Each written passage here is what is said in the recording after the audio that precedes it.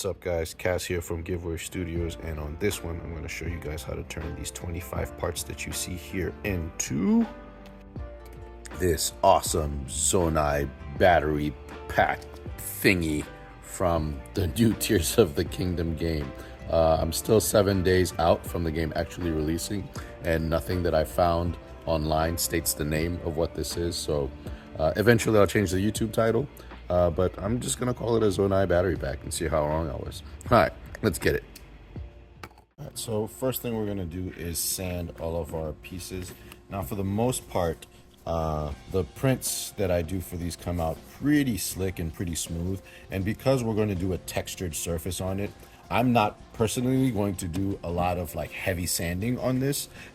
Just going to go in with some 120 grit and just kind of smooth that down a little bit.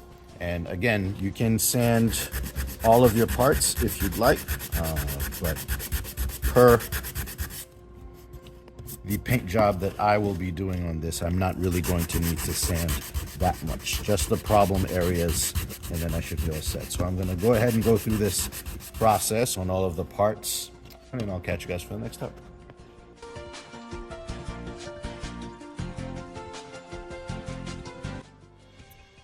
And so if you look at the difference between these two, it's nothing too crazy. Come on, camera, focus.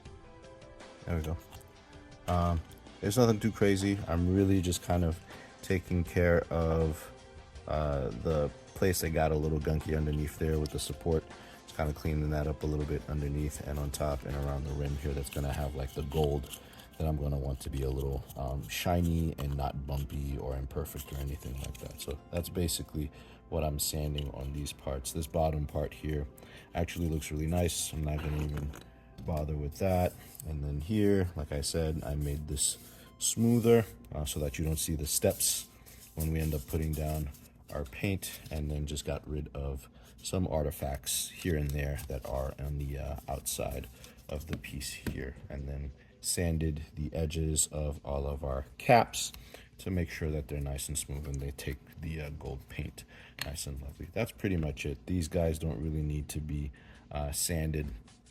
These are the pieces that are going to go inside of our little containers here. All right, so with this prep pretty much out of the way, it's time to go into the paint booth and start putting down some paint. Let's get it. All right, so we're in the paint booth. Everything is going to get painted with filler primer first. We're going to do a second pass of sanding, and then once we've sanded down our filler primer, I'm going to go ahead and hit it with some Rust-Oleum texture on the stone pieces. I'm going to do gold on top of the filler primer for our caps, the eyepiece here, as well as the little, I don't know, rings that go inside of the green tubes. And then I'm gonna finish the body with this green satin hunt club green, all right? And then in between, I'm gonna be stopping to do some masking and stuff, and I'll explain what I do when we get to that point. All right, let's get it.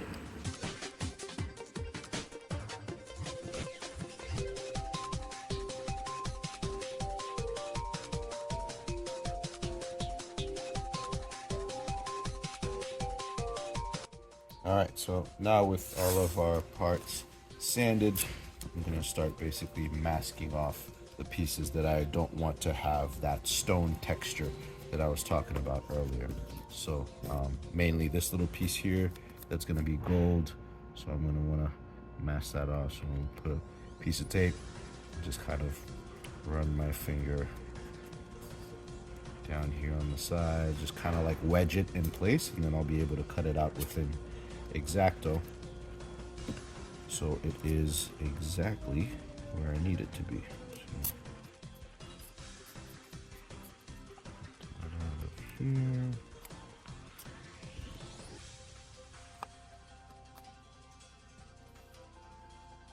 Okay. And I can just fold this over and then continue masking all of the areas that we're going to want to stay smooth and not have the stone big texture. So same thing for this, masking the bottom here. I'm gonna mask the outer edges of the container. Some tape.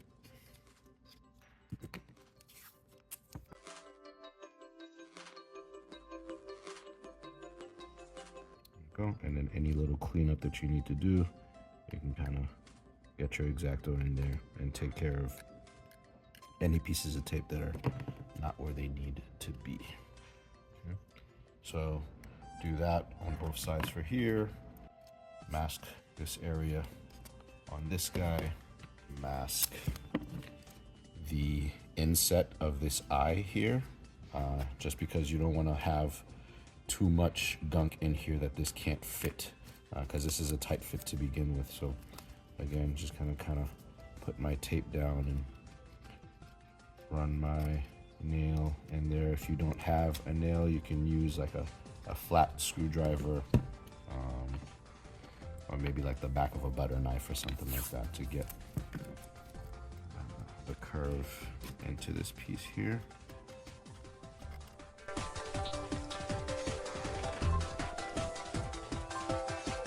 And that's pretty much it for masking, and then we'll move on to the next step.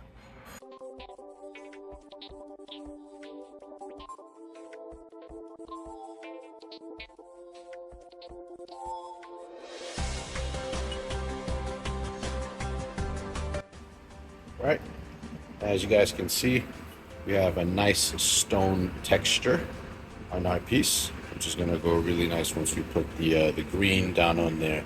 Give us a little bit of a look texture. And as you, because I didn't even need to sand down anything, the stone texture just kind of like covers everything. So again, you can be very loose with the sanding. Just get rid of like the big steps. And if you're using this technique, you don't have to do a lot of sanding. If you're not, then go ahead and be as diligent as you'd like to be. And then we're gonna keep going with our satin.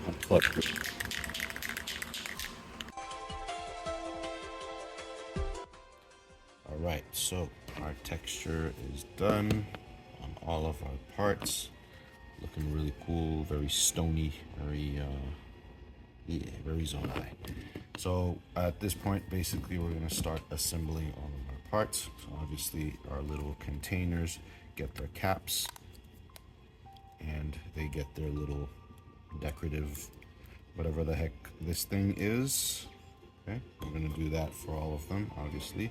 And now, basically, I'm gonna take all of my masking tape off so that I can paint gold all of the pieces that need to be gold. So I'm gonna fast forward through those steps and catch you guys for the next one.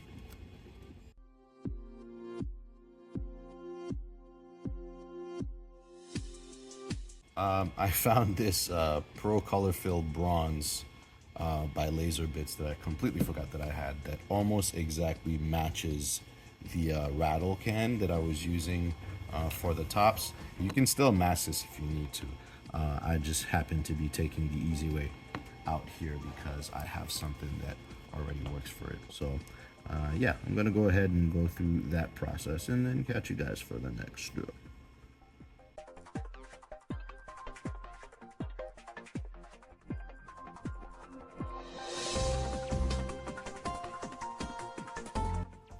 Okay, so I have all of my pieces painted. I did a little bit of like light masking here only because it was very hard to get these little side edges in there. So I just put tape down and pushed it into the edges just to kind of be able to get that without having to mess up the paint job underneath. And it came out pretty damn good. All right, and so this point, you can kind of see it coming together.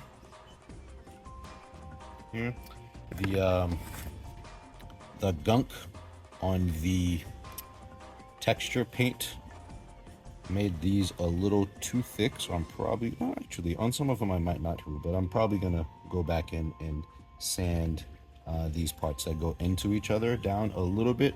So in retrospect, you should probably mask these as well when you're doing your painting after you've put down your primer base.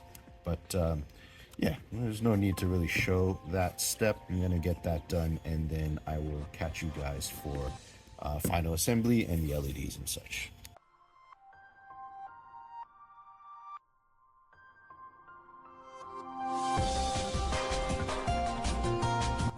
All right, and then last bit is going to be putting our golden eye in place.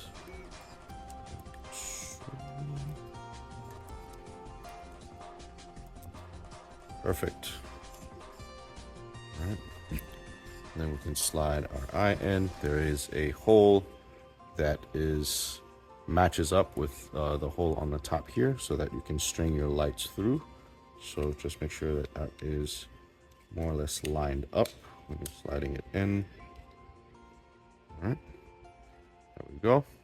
And whichever DIY kit that you guys get, there will be an opening here, a slot for you to be able to put in the battery pack so it doesn't protrude out of this thing. This is like my first prototype, and I didn't think of adding a battery pack holder to it on the first print. So any consecutive downloads will have this inside of the file itself. All right, so with everything seated, we're going to go ahead and open up our packet, and we're going to undo our lights. And with our lights undone, what we're going to do is we're going to come in from the back side of our part, and we're going to thread the light into the channel.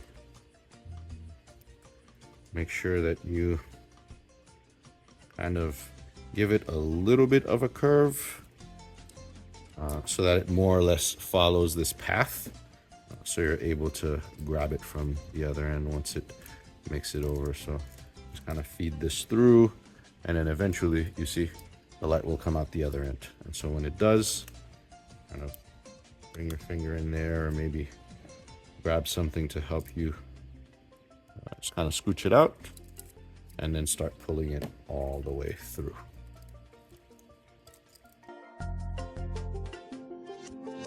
Okay, so now that I'm here with just the power cable, I'm gonna pull back at least 4 LEDs. All right, so 1, 2, 3, 4 individual units, and I'm just gonna kind of like wrap them around my finger so that they face kind of like random directions, and stuff them in there. Okay, so again, your DIY kit will come with a plug for the back of this, as well as a hole that the battery pack will fit into right here. That way you can kind of just run the cable to the side, stuff it inside here with everything else, plug the hole, and the lights won't come out. So just keep that in mind, and we'll run a test real quick. All right, so there's our light from the inside here. You can also put some diffusion material in here. You can put some plastizote foam. You can put more green material, whatever you see fit. Okay. And then from here, what we're going to do is we're going to install our first unit. So I'm going to run my cable through this first stem. And then once I have it to this point, I'm going to pull back a little bit, and I'm going to do 4 LEDs on each side. So I'm going to show you how I'm going to do this. So counting 1, 2, 3, 4. That's going to make a bundle that's going to go this way. All right. And then I'm going to do another 1, 2, 3, 4. And that's going to make a bundle that goes that way. What you want to make sure that you do is that in bundling your lights, you want to make sure that they are not exactly next to each other. So they're kind of like in a line, so you have the best chance of diffusing your light. So if we get a little close here, you'll see 1, 2, 3, and 4. They're all behind each other and not on top of each other, right?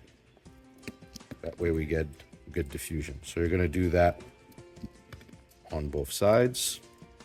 And with that done, I'm gonna go ahead and bring this first one in and out.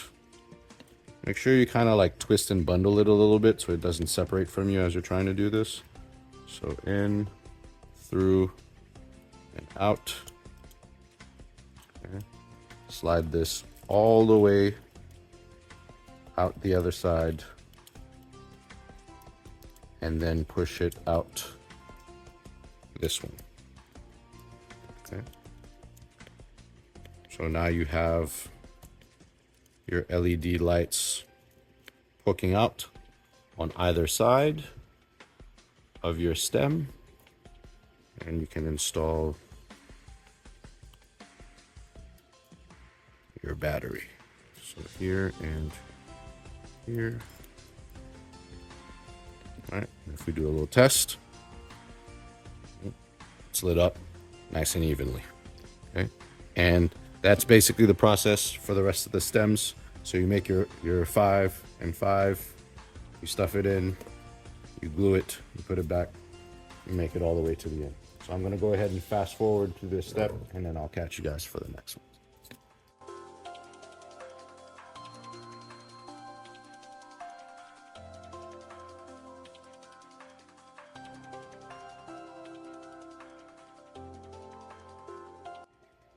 Okay, so having made sure that you've super glued all of your pieces as you've been installing them, you should have a solid piece now, all assembled. And again, you're going to have a hole here for your battery pack to go into. I'm just gonna end up using some Velcro on mine, but as you would with yours, you're gonna stuff your wires in here. You're going to use the piece of foam that it comes with to kind of like seal everything in, like so. Velcro on my little battery pack.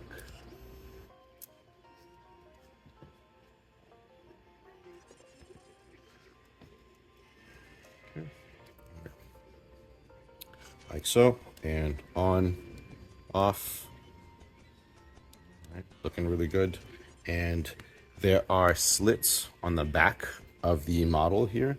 This is so you guys can put like a piece of elastic waistband or nylon webbing, or heck, if you don't have that, you can even grab a piece of duct tape, right? Fold it onto itself, nice and flat. Okay.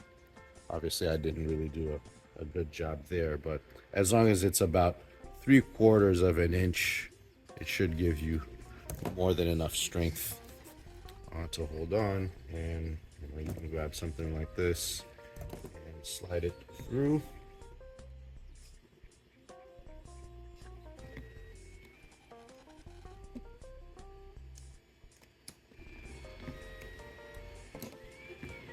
Okay, and then you could put some Velcro on one end, on the other, and that's going to give you a belt loop to actually attach it to your costume, to your lip. Or you could figure out any other way of attaching it, but I specifically designed these pass-throughs in here for this particular method. So now that you know how to actually install it on yourself, let's move on to the final step, which is going to be just a little bit of weathering, and we should be done with everything. So from what I could tell, at the very least, this outer section here and these little guys here are like a lighter color of this green. So what I have here is just like some light teal, and I'm going to try to brighten this up a little bit. This inner eyelid here and then this inner brick part here stay dark. So I'm going to do a little bit of dry brushing on the surface. Right? It's all right if it's not perfect. This is kind of like it is stone, it is old. So I'm just going to do a little dry brush pass. So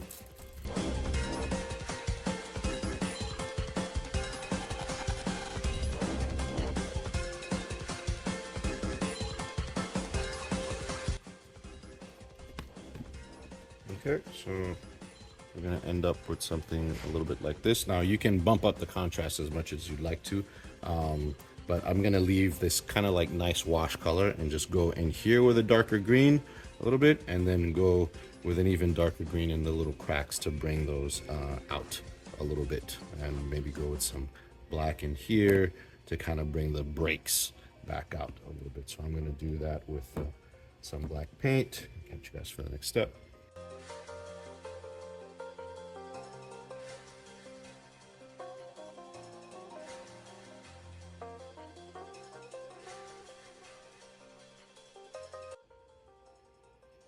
And that pretty much wraps it up. The paint job is super subtle. I don't even know if it's coming out too well on camera. We'll see once we're editing. But I tried a little cracked method on the back here, just using like a gray Sharpie marker. I didn't quite like it, so I'm glad I did it on the back. So I kept the front kind of like how it was. So if you do want to experiment with anything else, you can always do that on the back of your piece, and then if you like it, you can transfer it over to the front.